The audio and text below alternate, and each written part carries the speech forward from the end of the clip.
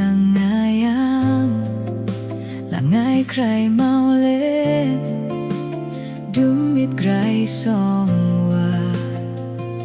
kaning di malaplu naray nye singran pring tup nang te matutungan nang nyet kaway nye asalum machikam na sakjona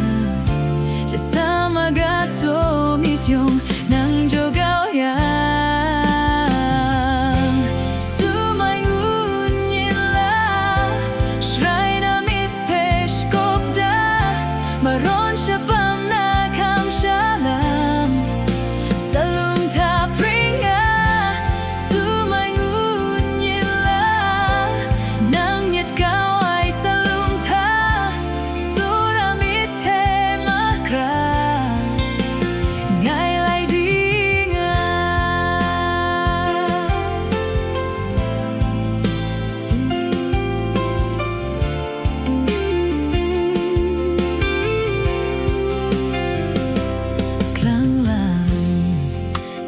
sikat sangayang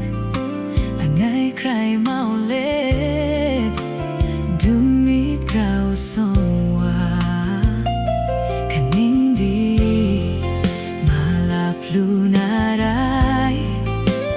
Yeshing ran printup Nang tema tutse